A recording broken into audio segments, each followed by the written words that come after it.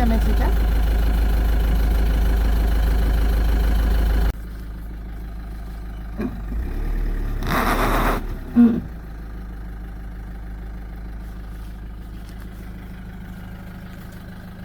Tu glisses là, je sais pas. Si t'accélères plus fort, je sais pas. Tu vas glisser encore plus.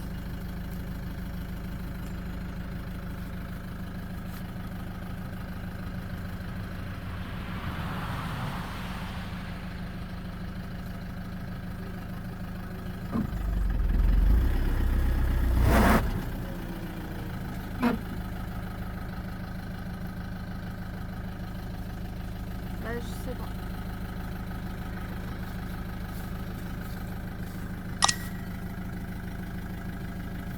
C'est que tu recules dès que t'avances quoi, avec ton poids, c'est normal. Je sais pas. Tu veux faire comment? Tu veux mettre des pavés? Oui. 4 heures. Mais là on n'est plus haut que la dernière fois.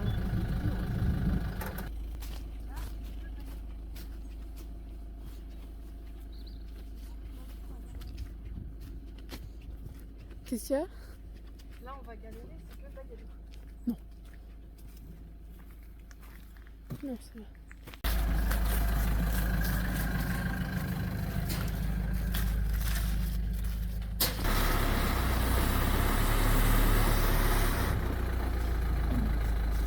C'est bien déjà.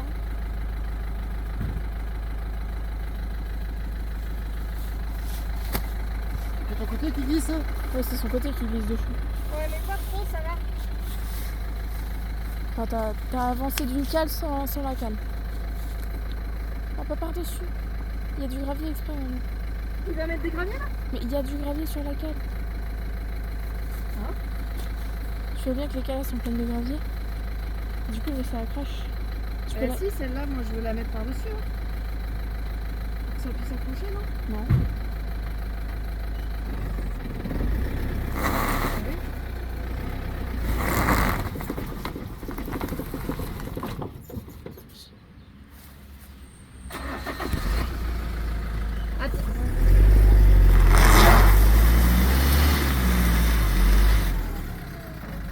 Ça avance. L'autre petite, du coup, elle est coincée derrière les ossements.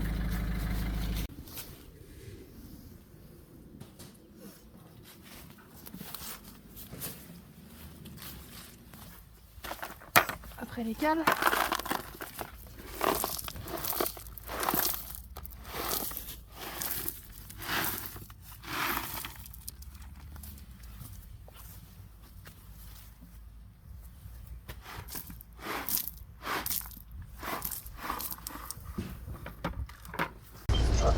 Ça marche.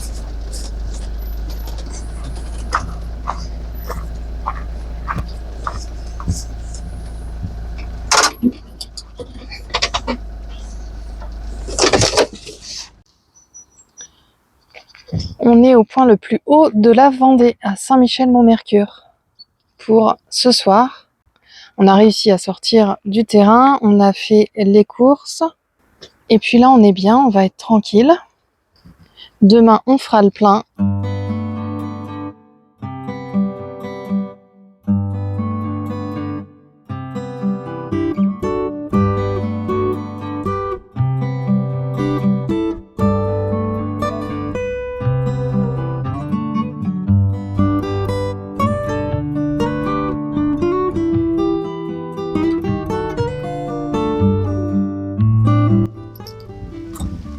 L'adolescente vous dit coucou. Tu peux faire coucou à l'extérieur du rideau, c'est mieux.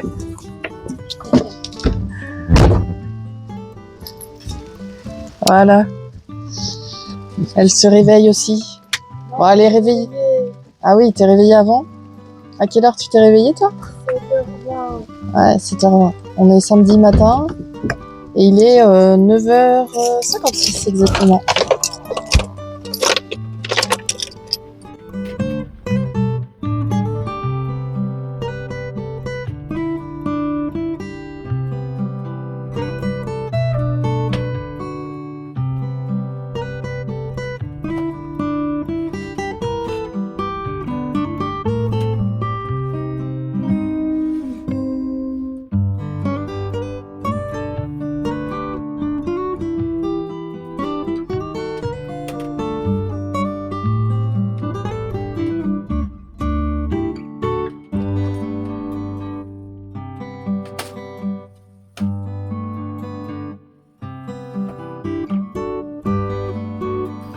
Alors, qu'est-ce qui se passe ce matin? Si tu m'expliques. Voilà.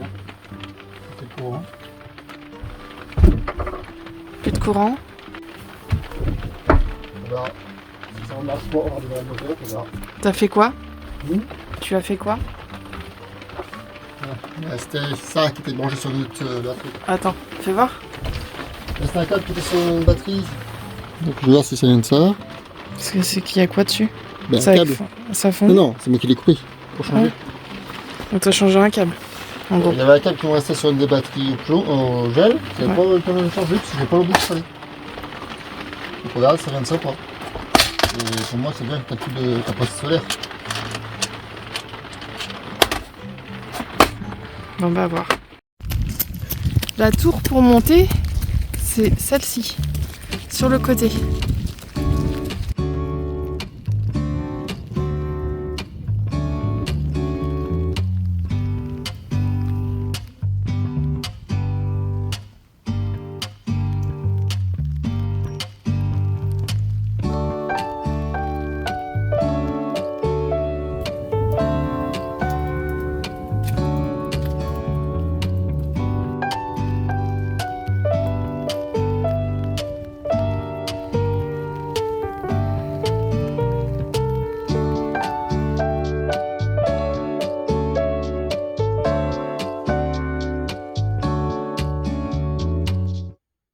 Je vous retrouve avec mon petit thé à la pêche de Carole from Woodland. D'ailleurs, c'est une tasse de chez elle.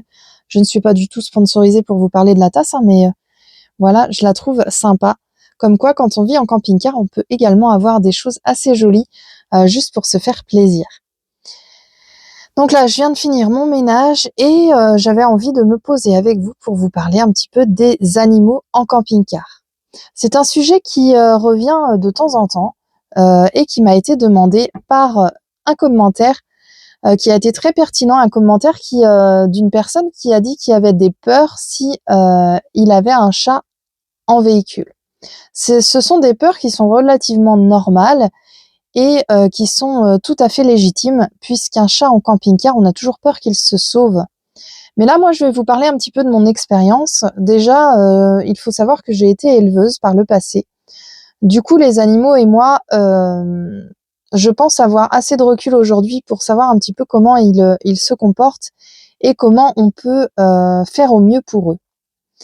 Je vais commencer par parler du chien Draven.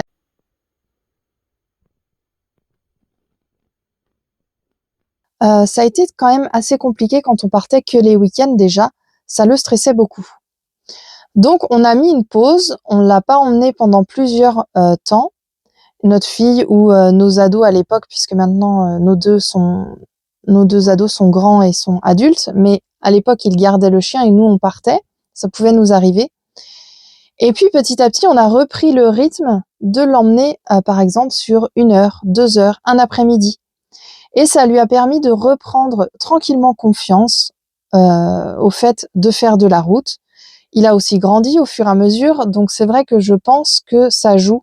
Le fait de les emmener tout petits ou s'il y aurait eu un autre chien, je pense, dans le véhicule, il se serait peut-être plus adapté. Mais là, comme il était tout seul en chien, eh bien, sachant que les chiens, ça vit en meute, eh bien, c'était peut-être plus compliqué pour lui d'avoir ce stress qui descend, en fait. Donc, comme j'arrivais pas à faire descendre son stress, je trouvais ça important de prendre le temps avec lui pour l'intégrer dans le véhicule. Donc, nous sommes partis petit à petit et au fil du temps, il a pris ses marques. Maintenant, il se couche systématiquement sous la dinette, en fait, pour qu'il puisse dormir paisiblement et il n'est plus stressé du tout puisqu'il se couche et il attend qu'on se pose. Quand on est posé, eh bien, son endroit préféré, c'est sur le canapé et c'est OK. On le laisse monter sur le canapé. J'ai mis une plaide. Quand c'est sale, eh bien, je mets le plaid à laver. C'est aussi ça, le petit espace. C'est faire des concessions. C'est avoir son animal près de soi. Et lui, ça le rassure aussi d'avoir cet espace pour lui. Au début, on lui imposait un petit peu le tapis. Et puis, on s'est vite rendu compte qu'il a vraiment besoin de ce canapé. Donc, quand on a besoin du canapé, il va sur le tapis sans problème. même si quelquefois il a pas trop envie, mais il y va.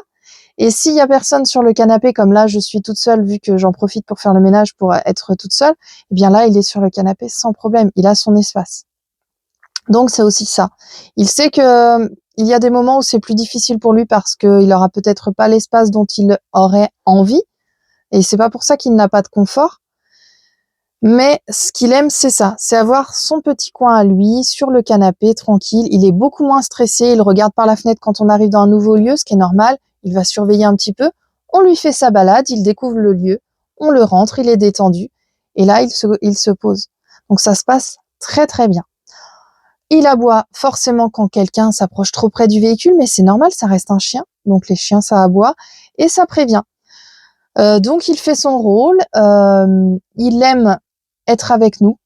Il n'aime pas sortir dehors quand il pleut. On est obligé de le forcer à sortir quand il pleut parce que c'est vraiment pas son truc. Lui, ce qu'il aime, c'est le confort de la maison ou en l'occurrence ici du camping-car. Et c'est ce qui lui plaît. Aujourd'hui, il s'adapte parfaitement dans un véhicule, donc peu importe la grandeur du chien. Ce qui est contraignant pour un chien, c'est le fait de le sortir régulièrement, de le détendre, de le défouler, mais comme si vous auriez un chien en maison en fin de compte. Après, tous les chiens ne sont peut-être pas adaptés à la vie en véhicule, donc n'hésitez pas à vous renseigner aussi par rapport à votre vétérinaire si vous envisagez d'aller en véhicule et que vous avez déjà votre chien avec vous. Il pourra également vous donner des conseils, des astuces. Il y a même des choses qu'ils peuvent ingérer pour pouvoir se détendre au départ. N'hésitez pas à demander conseil à un vétérinaire, un professionnel, c'est toujours utile dans ces transitions de vie. Et pour le chat, eh bien le chat c'est pareil, on l'avait avant cette vie-là. Donc c'est un chat de maison, c'est un exotique shorthair. Si vous connaissez la BD Garfield, eh bien c'est lui, c'est ça, et il s'appelle Garfield aussi.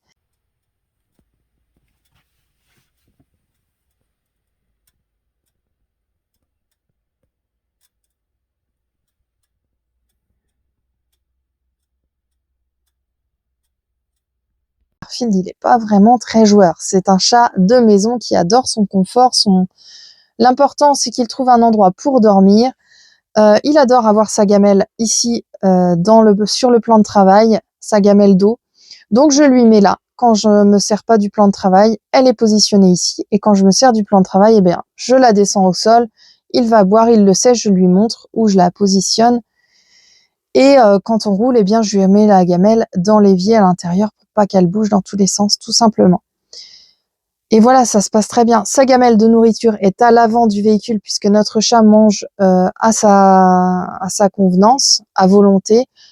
Du coup, il a juste à grimper au-dessus de sa litière. Je vous en parle juste après de la litière. Il y a un petit canapé, en fait, une rallonge de canapé qui lui permet d'aller sur les sièges avant et de pouvoir avoir accès à sa gamelle qui est au niveau de la portière passager.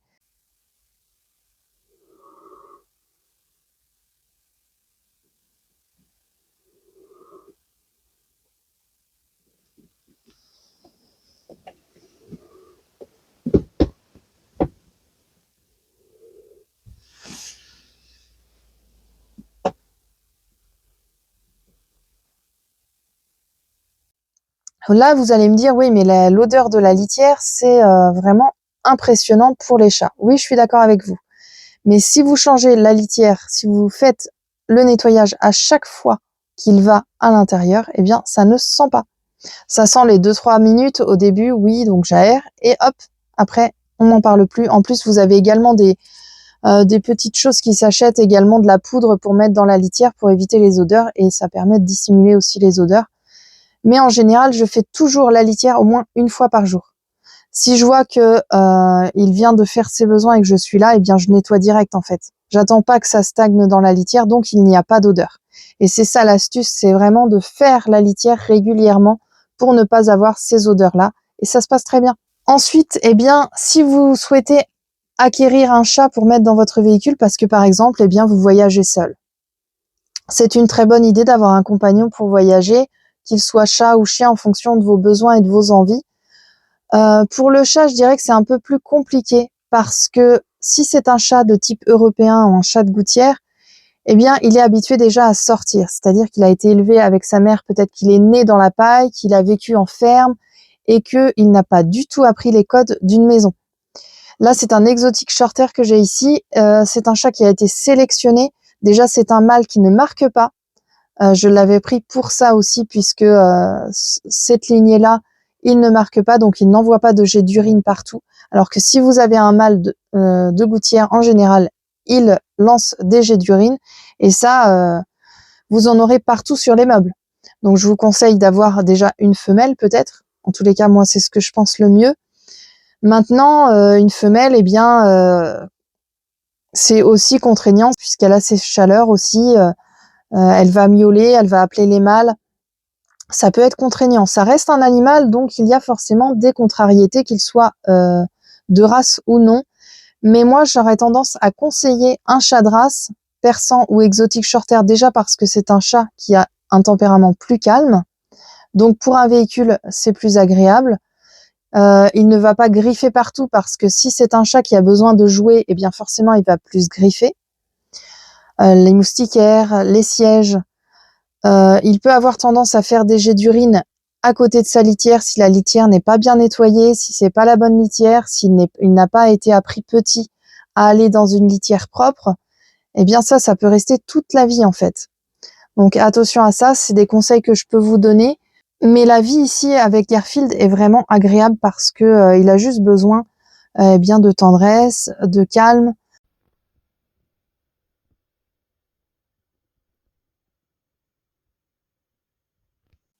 Il a vu sur le devant, puisqu'on lui met la varicannelle dessus, un fauteuil, comme ça lui permet quand même de voir la route, il est moins stressé. Et puis dès notre arrivée, eh bien on lui ouvre la porte, il sort quand il veut, dès qu'il est plus détendu, et puis là en général, eh bien il va directement manger dans sa gamelle, il va regarder à la fenêtre ce qui s'y passe, et après il se pose, il dort tranquillement. Donc tout se passe très très bien pour nos animaux. C'est vraiment un plaisir, c'est vraiment très sympa de les avoir avec nous. Après, le chat, s'il veut sortir par moment, il peut demander à sortir. Eh bien, on fait toujours attention quand on ouvre la porte pour ne pas qu'il se sauve. Et comme ce n'est pas un chat qui a tendance à courir pour sortir, c'est plus facile de le retenir et de le laisser à l'intérieur que un autre chat qui demanderait plus à jouer et qui court à la moindre occasion pour sortir par la porte, par exemple. Après, vous avez des chats de type européen qui sont habitués à être en laisse, et on peut mettre une grande longe et les accrocher par exemple au porte-vélo derrière avec un harnais et toujours avec surveillance bien sûr, et on peut les laisser un petit peu aller en dessous du camping-car, ils vont jouer avec les feuilles d'automne. Voilà, ça peut aussi fonctionner très très bien pour certains. C'est aussi des astuces que je peux vous donner. En plus d'avoir peut-être un arbre à chat ou quelque chose pour qu'il puisse faire ses griffes à l'intérieur, pour qu'il évite de les faire sur des sièges par exemple, ou sur les moustiquaires, ça peut être ça. Moi je sais que Garfield n'en a pas besoin puisque nous on lui taille les ongles juste pour ne pas qu'il griffe partout. Donc dès qu'on voit qu'il a les ongles qui l'embêtent, eh bien on lui taille tout simplement, comme nous on se coupe les ongles, hein. Voilà, donc il n'y a pas de souci avec lui. Qu'est-ce que je pouvais vous dire d'autre? Eh bien, Raven, lui, il a une gamelle qu'on lui positionne dehors. Donc, quand on est posé, on attache sa laisse au marchepied, on lui met sa gamelle. Comme ça, il prend le temps de manger, de boire avec sa gamelle d'eau à côté. Et puis, quand il a fini, on lui range sa gamelle. Et puis après, eh bien, on va le balader, faire de grandes balades avec lui. Il n'y a aucun problème par rapport à ça. Voilà un petit peu comment on s'organise dans le véhicule avec les animaux. Raven adore être sur le canapé, donc c'est vrai qu'on lui laisse aussi ce privilège, comme il avait du mal au début à trouver ses marques et que ça le rassure peut-être d'être sur le canapé. Et bien quand il n'y a personne comme ici, et bien là il est juste à côté de moi sur le canapé. C'est aussi ça, vivre en véhicule avec les animaux, c'est accepter que eh bien le chat peut être sur le bord de l'évier juste parce qu'il a envie de boire dans sa gamelle ici, que le chien peut être sur le canapé avec un plaid que je lave très régulièrement parce que voilà, eh bien il a eu les pattes pleines de boue et que il en a mis sur le canapé. C'est pas grave, je lave la plaid, il y a des laveries pour ça et ça se passe très bien. voilà, on fait aussi des compromis, on les laisse aussi vivre leur vie, c'est aussi ça, c'est qu'ils puissent aussi profiter de cet espace. Et nous aussi, on est très heureux de les avoir avec nous dans notre voyage et sur la chaîne Esprit Nomade.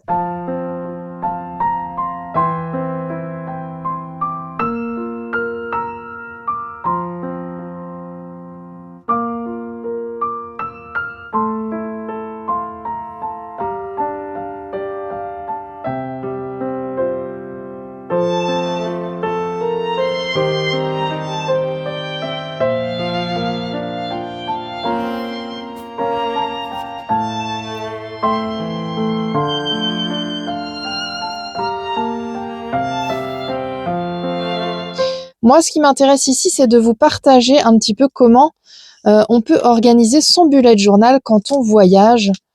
Donc là, je vous ai fait quelques petits exemples. Alors, par exemple, pour une vie de famille, on peut faire ce genre de page-là avec équilibre familial nomade, mettre l'objectif et puis on peut mettre 5 à 6 règles pour vraiment synthétiser les choses et pour pouvoir vraiment s'y référer quand on a besoin de recadrage tout simplement. Donc c'est pas quelque chose qu'on regarde tous les jours, c'est pas quelque chose qu'on suit à la lettre, hein. On est quand même assez flexible, mais ça peut permettre vraiment d'avoir un cadre quand on a besoin de temps, quand on a besoin de règles précises. Donc là, vous pouvez voir que l'objectif, c'est d'établir des signaux et des règles pour préserver l'intimité et le calme dans 18 mètres carrés, nous, en l'occurrence, dans notre camping-car. La règle des écouteurs, c'est si les écouteurs sont sur les oreilles, c'est le signe pour l'isolement psychologique. On respecte ce besoin de chacun. Donc si c'est moi, par exemple, qui a les écouteurs dans les oreilles, on respecte. Si c'est mon mari ou si c'est l'ado, on respecte tout ça. La zone rouge, c'est le temps de charge. Si c'est le lit ou le coin de travail désigné de chaque personne qui ne doit pas être dérangé sans frapper, même un rideau, priorité au temps solo ici. Ensuite, on a les heures saintes. Alors là, 21h, 9h, c'est en principe, bien sûr, ça varie par exemple les week-ends quand il n'y a pas de lycée pour la demoiselle. On est en silence radio total, les conversations bruyantes ou les bruits de cuisine sont bannis dans ces heures-là. Ensuite, la règle de l'objet, si quelque chose traîne et n'est pas rangé dans l'heure, l'objet est mis au panier des oublis et doit être racheté par son propriétaire. Donc c'est une règle avec humour, par exemple ça peut être racheté par une tâche ménagère à faire, ça peut être racheté par un petit gage, voilà, on fait les choses toujours avec humour, on essaie vraiment de mettre les choses en place pour que ça soit agréable pour tout le monde, même si c'est vraiment quelque chose qui peut être assez intéressant, sachant que moi, par exemple, je suis très souvent dans le camping-car, donc je me retrouve souvent à devoir ranger derrière l'ado ou le mari, donc là, ça me permet vraiment de ne pas faire que ça, tout simplement, et ça permet de mettre un peu d'humour également dans la vie au quotidien à 3. À 5 avec les animaux, mais bon, les animaux, ils vont pas faire ce genre de règles-là. Sortie de secours. En cas d'énervement ou de besoin d'espace, la personne doit sortir du camping-car pour 15 minutes ou prendre l'air à l'extérieur. Ça, c'est vraiment important. C'est vraiment le temps que l'on peut mettre pour sortir, pour souffler un bon coup et pour éviter de s'énerver pour une petite broutille ou quand on sent qu'on est un petit peu sur les nerfs. C'est important de se référer à cette règle-là. Mais comme je vous le dis, ça reste quelque chose de très gros.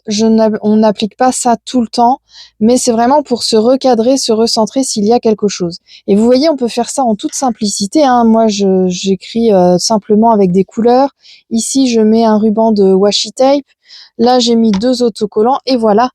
Le carnet n'a pas besoin d'être joli. L'important, c'est qu'il soit utile. C'est surtout ça.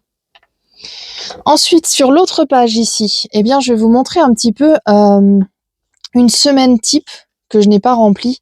Tout simplement, c'est pour vous montrer. Donc, je vous invite, si vous le souhaitez, à faire un tableau par semaine.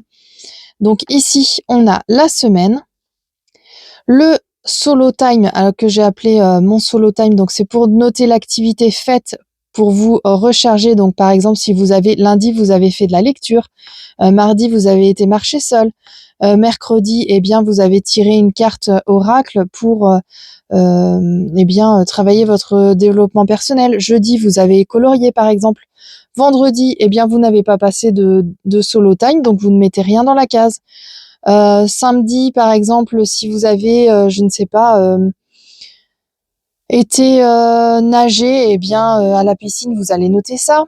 Dimanche, eh bien, si vous avez profité d'un massage, vous allez noter ça également parce que vous avez pris du temps pour vous. Voilà, c'est un petit peu de l'exemple que vous pouvez mettre ici. Et ça vous permet, eh bien, de suivre un petit peu l'évolution. C'est pas pour se mettre la pression qu'on fait ça, c'est vraiment pour suivre l'évolution, pour travailler dans le développement personnel et pour se permettre, eh bien, de toujours avoir un temps pour soi, c'est important. Ensuite, le temps de couple, c'est important aussi si vous êtes en couple dans votre véhicule, c'est les moments passés avec votre conjointe ou votre mari ou votre conjoint sans l'enfant ou l'ado. Donc par exemple, le lundi, vous avez été prendre l'apéro dehors, le mardi, vous avez eu une discussion sur le budget, le mercredi, vous avez fait une balade tous les deux qui était instructive. Le jeudi, vous avez été au cinéma, etc., etc. Et s'il n'y a rien, eh bien, on ne met rien également dans les cases. Ensuite, le temps de l'ado qui est OK. Alors, c'est vraiment pour suivre aussi, donc là, le temps ado-enfant, hein, c'est à vous de voir, vous mettez ça en fonction de vous. Hein. C'est une petite victoire avec l'adolescente, en l'occurrence ici, l'adolescent. Donc, par exemple, eh bien, lundi, elle a éclaté de rire sur une blague que nous avons fait. Le mardi, elle a rangé sa chambre sans rien qu'on lui demande. Le mercredi, par exemple, elle a fini ses devoirs plus tôt et elle était contente d'elle. Le jeudi, eh bien, elle s'est mise à faire, je ne sais pas, un coloriage avec moi. Le vendredi, qu'est-ce que ça peut être? Ça peut être par exemple, eh bien, elle a reçu des amis. Le samedi, ça peut être par exemple, elle nous a parlé de sa relation avec son petit ami. Et vous voyez, en fait, en mettant tout ça dans les cases, bien sûr, faut écrire un petit peu petit hein, de ma façon de faire, vu que je suis sur un carnet A5, mais en mettant des phrases courtes ou des mots-clés, eh bien, on se rend vite compte si l'ado eh bien, passe une bonne semaine ou non, si nous avons réussi également à passer du temps à deux et si nous avons réussi aussi à passer du temps seul pour notre bien-être. Ensuite, la recharge extérieure. Donc ça, c'est important aussi, c'est quand le camping-car est trop lourd, le moment où la famille sort, eh bien, par exemple, ça peut être, il a plu toute la journée, eh bien, on a été visiter un musée. Donc, je vais noter lundi, nous sommes allés visiter le musée parce qu'il pleuvait, par exemple, si on a envie de compléter avec le temps qu'il fait dehors. Le mardi, par exemple, nous avons été au cinéma, etc. Vous voyez, vous notez tout ça dans les cases et ça vous permet vraiment de vous rendre compte comment vous sortez un petit peu de votre véhicule et comment eh bien, vous arrivez à vous aérer un petit peu l'esprit pour souffler un petit peu. Si vous avez envie de noter également, de cocher si c'est fait ou pas, eh bien, vous pouvez également cocher ici, par exemple au crayon de bois. Moi, ça m'arrive quelquefois de ne pas avoir le temps d'écrire dans les cases. Je vais tout simplement cocher ici pour dire que c'est fait, en attendant de réécrire tranquillement le soir à tête reposée dans les cases. Vous voyez, ça me permet vraiment de simplement noter une petite croix, un petit tic, peu importe, et ça permet vraiment de voir que les choses sont faites et d'avoir une vision plus grosse. Mais j'essaie quand même d'aller dans mon bugeot chaque journée, voire 2 fois par jour, le matin et le soir en général, pour permettre de bien de faire le point. Ensuite, ici, eh bien, on est sur l'engagement philosophique. Alors, par exemple, on peut noter ici une phrase qui nous permet de nous sentir bien. Par exemple, l'esprit nomade, c'est un travail d'équipe. Le chaos est normal, l'équilibre est notre but. Pour se permettre vraiment de se recentrer sur l'objectif ou sur le but à atteindre. Donc ça peut être une phrase que vous vous dites qui soit est une citation, soit une phrase qui va vraiment booster votre humeur, qui va peut-être booster votre année. Si vous démarrez un journal, par exemple, au mois de janvier, eh bien, ça permet de mettre le point sur ce que vous souhaitez. Moi, ici, c'est plus l'équilibre qui est le but, mais le chaos qui est également normal. Vu que je suis très perfectionniste, j'apprends également à travailler sur le fait que tout n'est pas parfait et que le chaos, en fait, c'est quelque chose de tout à fait normal. Voilà. Et là, encore une fois, hein, la page n'est pas vraiment décorée. Je pense qu'on se met beaucoup de pression. On voit beaucoup de bullet journal qui sont hyper bien décorés. Et bien là, je vous prouve qu'on peut faire un bullet sans forcément avoir des talents dans le dessin. Ici, je vous ai fait des bonhommes bâtons. Vraiment, je me prends pas la tête, hein. Donc là, mon rôle à moi, eh bien, je suis la garante de la paix, de l'organisation et du temps de recharge individuel. Donc moi, mon rôle, c'est vraiment que chacun puisse trouver sa place, que chacun se sente bien dans notre espace, tout simplement. Mon mari, le papa, eh bien, il est garant de la sécurité, de la technique du véhicule et bien sûr de l'humour, puisqu'il a un brin d'humour. Bon, vous regardez pas mon dessin, mon stylo avait bavé, on dirait qu'il a une jupe, mais bon, voilà, on va pas aller dans les détails.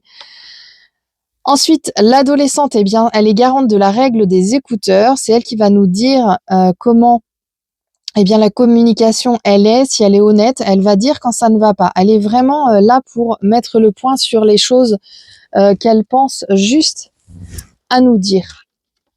Et enfin, les animaux, donc les piliers, ils sont garants également d'une certaine forme de paix et de petits câlins qui sont obligatoires à notre vie en collectivité. Alors vous voyez, c'est vraiment un espace qui permet d'avoir une vision globale et qui permet quelquefois, quand on a un petit coup de mou, de se rebooster en regardant tranquillement toutes ces choses dans le bugeot. Et ensuite, j'ai mis cette phrase-là: je m'engage à ne pas laisser le chaos du camping-car devenir le chaos de mon esprit, puisque en écrivant dans le bullet journal, eh bien, je libère mon esprit. Et je prends toujours 5 minutes de solo time avant d'exploser. Ça me permet vraiment de garder mon calme, de ne pas partir dans la colère qui a pu autrefois faire vraiment partie de ma vie. Ensuite, une autre page. J'ai encore quelques pages à vous montrer. Si ça vous intéresse, eh bien, n'hésitez pas à me le dire en commentaire si vous aimez ce genre de choses-là en vidéo, pour vous donner des modèles, des exemples. Je suis ravie de partager avec vous. Et n'hésitez pas à me dire également si vous utilisez un bullet journal, si vous utilisez un agenda, comment vous vous organisez tout simplement. Ça peut également me permettre d'avoir des idées aussi et de partager avec tous les autres voyageurs. Alors ici, je l'ai appelé le véhiculomètre. Donc c'est le tableau de bord de l'autonomie. L'objectif ici, c'est de suivre les ressources vitales, donc l'eau, l'énergie, le stockage au jour le jour, pour anticiper les arrêts et les ravitaillements, pour éviter de faire des déplacements inutiles, tout simplement. Donc ici, pareil, j'ai fait un tableau avec différentes colonnes. Donc ici, nous avons le jour et la date, l'eau propre en litres, l'électricité en pourcentage, bien sûr, vous pouvez moduler en fonction de vous, le niveau du gaz et les spots ou la localisation pour le ravitaillement, par exemple. Donc là, je vous ai donné un exemple de journée type. Donc ici, vous pouvez marquer la date du jour. Ensuite, vous marquez l'eau propre, par exemple, il restait 150 litres sur 300. L'électricité en début de journée, eh bien, j'étais à 95%. Je peux même noter l'heure qu'il était quand je l'ai regardé. Et en fin de journée, pareil, je note l'heure et je marque qu'il reste, par exemple, 80%. Le niveau de gaz, eh bien, j'utilise 3 couleurs. Pour, si c'est plein, je vais mettre par exemple une couleur verte. Si c'est à demi, je vais mettre une couleur jaune. Et si c'est vide, je vais mettre une couleur rouge. Vous voyez? On peut faire ça comme ça. Ensuite, les spots et la localisation. Eh bien, par exemple, ici, je vais noter bord de mer. Donc, je sais que cette journée-là, j'étais au bord de la mer, quand il restait tant de gaz, quand il restait tant d'électricité et quand il y avait tant d'eau propre. Ça me permet également d'avoir un suivi et pourquoi pas de reporter tout ça sur quelque chose de graphique. Par exemple, je pourrais faire une courbe de suivi pour voir un petit peu les niveaux qu'il reste en eau, en électricité, par exemple. J'espère que je ne bouge pas trop. Donc là, c'est pareil, en déco, je me suis pas foulée. J'ai essayé de faire une espèce de baromètre. J'ai mis un autocollant ici et un autre autocollant ici. Je note bien sûr mes numéros de page, comme ça je mettrai mon lexique à la fin pour me permettre de me repérer. Donc comme vous pouvez le voir, c'est un carnet à points et j'aime bien lui mettre de temps en temps des washi tape sur le côté. Ça me permet d'avoir dans les grandes lignes sur quelque chose que je reviens souvent, de le retrouver facilement, puisque quand je vais le fermer, en fait, hop, ça va me permettre bien de le voir par ici. Vous voyez, j'en ai mis plusieurs et on voit bien où ils sont. Donc ici, on est sur le tracker de dépenses mensuelles. Alors, par exemple, ça me permet de suivre vraiment les dépenses. Donc là, je l'ai noté en 1 et forcément, je vais en avoir plusieurs puisque le tableau, je ne l'ai pas fait très très grand ici. Donc, mon tableau numéro 1, ici, on a la catégorie de dépenses, le budget max mensuel pour cette dépense-là, la date, le montant et un petit coin note pour noter quelque chose. Donc, par exemple, catégorie de dépenses, si je parle du carburant, le budget maximum mensuel, je le note ici. Par exemple, je ne sais pas si c'est, je vous dis des bêtises, mais si c'est 250 €, je vais le noter là. Ici, je vais noter la date à laquelle j'ai dépensé le montant et combien j'ai dépensé, par exemple. Ici, je vais noter que le budget max mensuel, je l'ai noté, par exemple, le 1er novembre 2025. Ici, par exemple, j'ai fait le plein le 5 novembre 2025 et je vais marquer le montant du plein. Donc, je vais marquer, par exemple, si j'ai mis 50 €. Et ici, je vais noter que le plein, je l'ai fait en Espagne, donc il était moins cher. Voilà, je peux noter justement des choses comme ça. Je peux noter, par exemple, que j'ai fait 2 pleins de 20 € parce que, par exemple, j'avais une carte qui ne fonctionnait pas. Vous voyez, ça permet vraiment de suivre, de noter un petit peu ce qui se passe. Ici, on a l'alimentation pour 5. Donc là, c'est le budget. Ici, je vais noter le budget en euros mensuel que je compte pour l'alimentation pour nous 5. Donc nous, mon mari, l'adolescente, moi et le chien et le chat.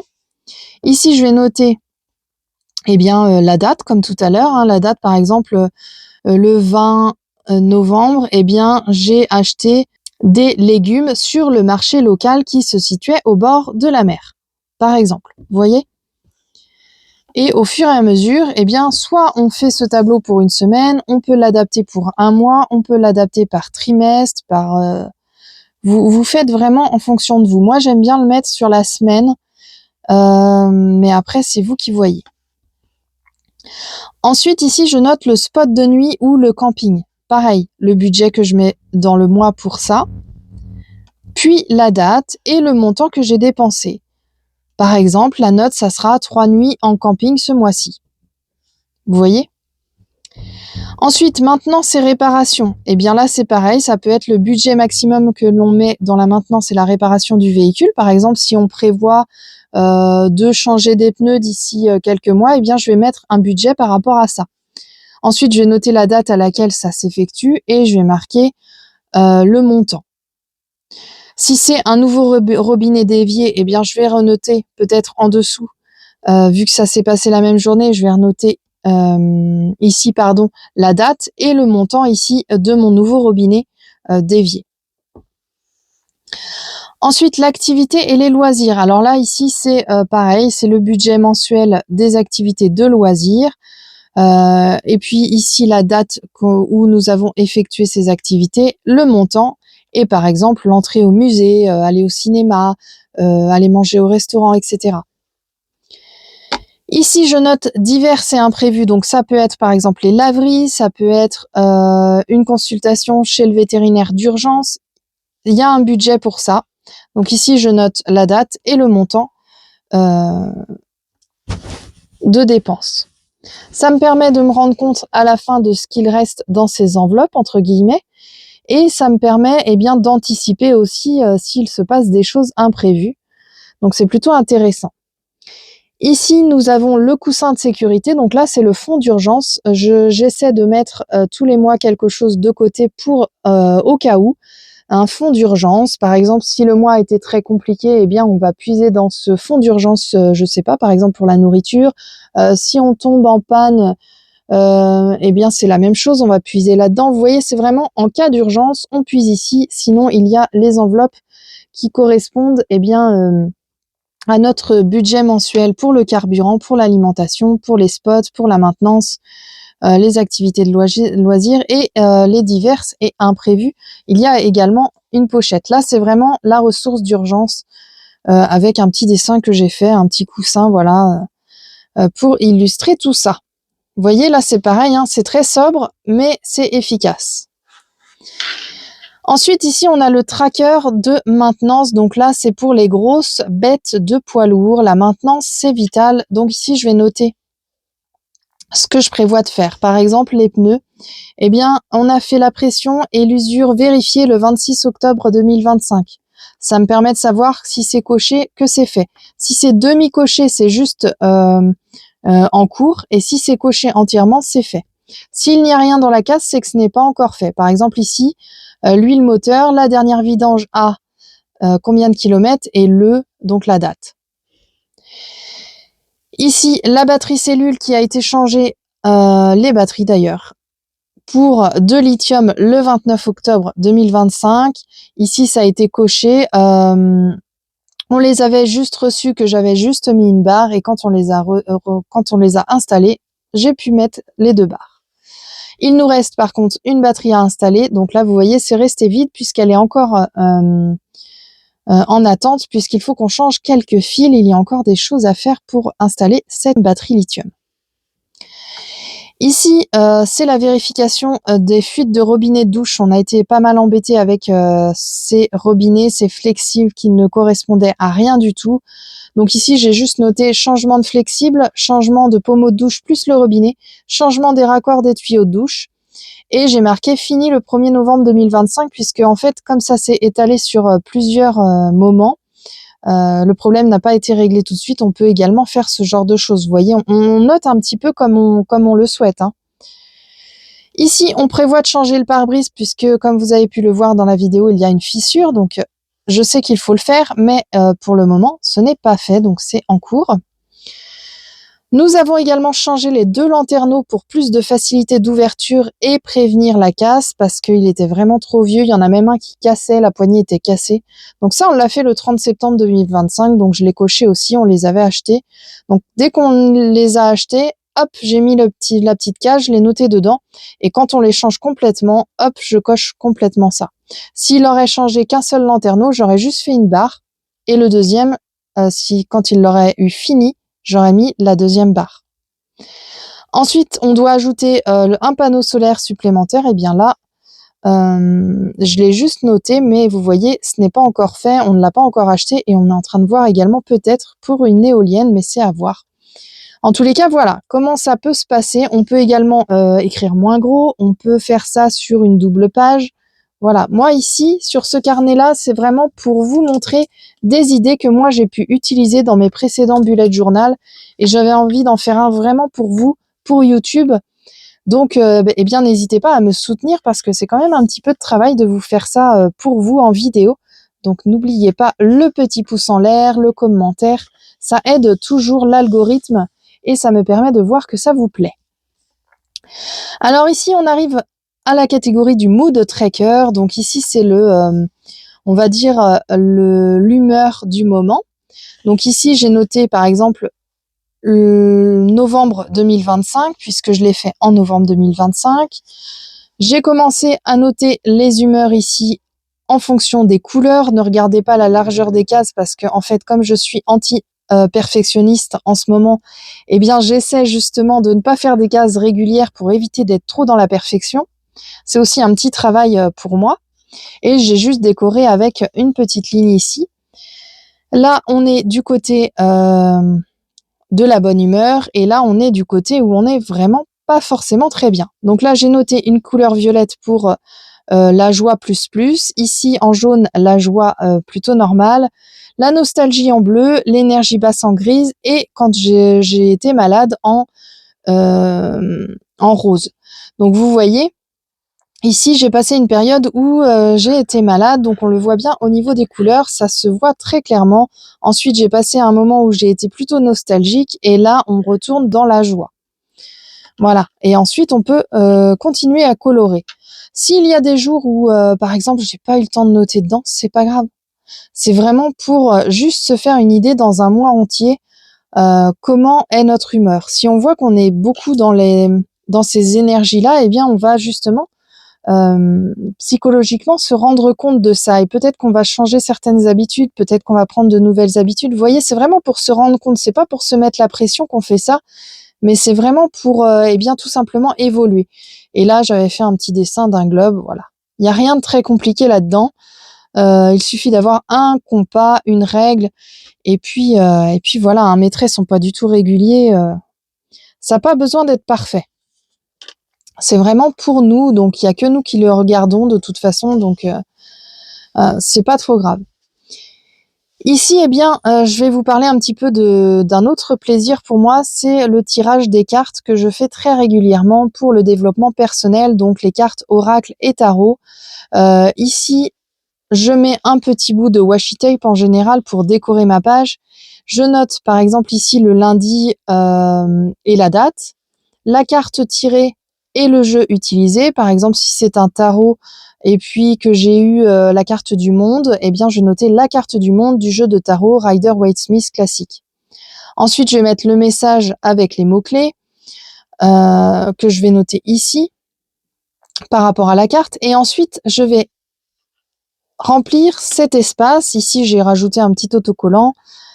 L'espace où l'action concrète du jour par rapport à la carte et pourquoi. Par exemple, si j'ai tiré la carte du monde, eh bien, quelle action concrète ça peut me permettre de réaliser aujourd'hui et pourquoi cette carte est-elle apparue dans mon tirage. Donc, quelquefois, j'écris quelque chose le matin, je laisse un espace et je vais compléter le soir parce que en fonction de la journée que j'ai passée, eh bien, il a pu se passer des choses ou alors j'ai pu prendre conscience de certaines choses et je vais dire, ah oui, j'ai tiré la carte du monde parce qu'il s'est passé telle chose et du coup, ça m'a amené à... Et en fait, ça va m'amener à réfléchir à la situation, ça va m'amener à réfléchir aussi à ce qui se passe. Voilà, ça peut être un exemple tout simple de tirage d'une carte, mais il y en a plein d'autres. Voilà, je crois que c'est la fin pour ces exemples-là pour aujourd'hui, pour vous dans cette vidéo. J'espère que ça vous a plu, ce petit tour d'horizon d'un bullet journal style voyageur. Si vous avez des suggestions, que vous avez envie de voir des pages, comment je les organise, eh bien n'hésitez pas à me le dire. Je serai ravie de répondre à vos questions en commentaire. Et puis moi, eh bien, je vais retourner à mes stylos. L'essentiel, c'est d'avoir un crayon de papier aussi si vous voulez, une règle, un ciseau. Si vous souhaitez décorer, vous pouvez. Si vous souhaitez mettre des autocollants, vous pouvez. Du ruban décoratif aussi. C'est vraiment vous qui voyez. Moi, j'aime bien mettre surtout de la couleur. Et je me casse pas trop la tête en déco en fait parce que j'ai fait pas mal de bullets journal de Bugeaud en fait où je faisais beaucoup de décoration, des dessins et tout et en fait eh bien ça me demandait beaucoup d'énergie. Et là, j'ai vraiment minimisé. Maintenant, je mets que des autocollants. Je fais pas mal de tableaux. Comme vous avez pu le voir, c'est vraiment plus simple pour moi de voir en tableau. Mais ça dépend de chacun. Et puis, je fais aussi des listes de tâches, etc. Les mood trackers, ça peut être sur l'humeur, ça peut être sur la météo, ça peut être... on peut faire également ce genre de choses sur plein d'autres domaines. Hein. Ça peut être sur le sport, les activités physiques, ça peut être sur le travail. Si on travaille de chez soi, par exemple, le temps d'écran, ça peut être plein de choses, le temps de lecture, etc. Donc n'hésitez pas, si vous souhaitez voir d'autres choses, eh bien je serai ravie de partager avec vous.